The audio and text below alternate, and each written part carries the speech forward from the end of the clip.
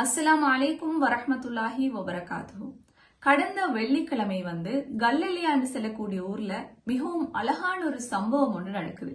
அந்த ஊர் மக்களே வியப்புல ஆழ்த்தக்கூடிய ஒரு சம்பவமாக அது இருந்துச்சு. அந்த ஊர்ல அல் மஸ்ஜிது சுபஹானி என்று செல்லக்கூடிய ஒரு ஜும்மா பள்ளிவாயல். அந்த பள்ளிவாசலுக்கு முன்னுக்கு ஜனாசா சேவைக்கு என்று சொல்லக்கூடிய ஒரு ஸ்டிக்கர் ஒட்டப்பட்ட வாகனம் ஒன்று சாவி கொத்தோட நிறுத்தப்பட்டிருக்குது. சோ மக்கள் பாக்குறாங்க, இது யாரு நிறுத்தினாங்க, யாரால நிறுத்தப்பட்டிருக்குதுன்னு சொல்லி எந்த ஒரு தகவலுமே இல்லை. சோ அன்றைய தினம் ஜும்மா முடிச்சதுக்கு பிறகு அந்த மஸ்ஜிதுடைய நிர்வாக செயலாளர் எழும்பி ஒரு கடிதத்தை வாசிக்கிறாரு.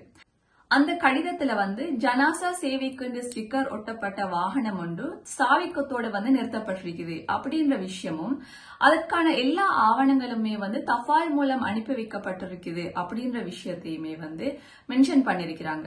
அதோட இது வக்ஃப் செய்யப்பட்டது, பொது சொத்தாக அவங்க தர்மம் செஞ்சிருக்கிறாங்க அப்படின்ற விஷயத்தையும் அவங்க மென்ஷன் பண்ணிருக்கிறாங்க.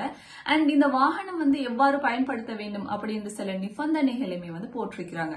அதுக்கு பின்னால இந்த கடிதம் யாரிடமிருந்து வந்தது, இதனுடைய உரிமையாளர் யார் அப்படின்ற எந்த ஒரு விஷயமுமே அதுல மென்ஷன் பண்ணப்பட்டில்ல.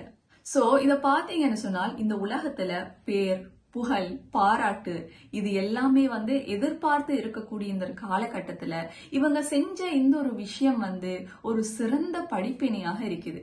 உண்மையிலேயே எவ்வளவு பெரிய ஒரு விஷயம் செஞ்சிருக்கிறாங்க.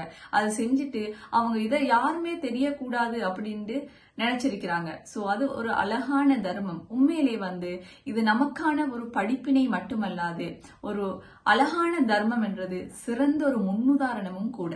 நம்ம வலது கையால கொடுக்கக்கூடிய ஒரு விஷயம் நம்ம இடது கைக்கு கூட தெரியக்கூடாது. அப்படியான ஒரு தர்மமாகத்தான் இது இருக்குது.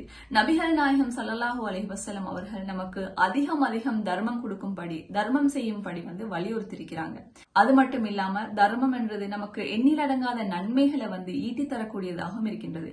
சோ நம்மளை சுத்தி இப்படி நடக்கக்கூடிய விஷயங்கள் ரொம்ப அரிதாகத்தான் இருக்குது. சோ எப்படி இருந்தாலும் கூட இப்படியான விஷயங்கள் நமக்கு ஒரு சிறந்த உதாரணமாகத்தான் இருக்க வேண்டும். எங்களுடைய வாழ்க்கையில அதை ஃபாலோ பண்றதுக்கு, அதை எடுத்து நடக்கிறதுக்கு ஒரு நல்ல இதுவாக இருக்கும். எனவே அழகான இந்த முன்னுதாரணத்தை நம்முடைய வாழ்க்கையிலும் நாம் எடுத்து நடக்க வேண்டும்.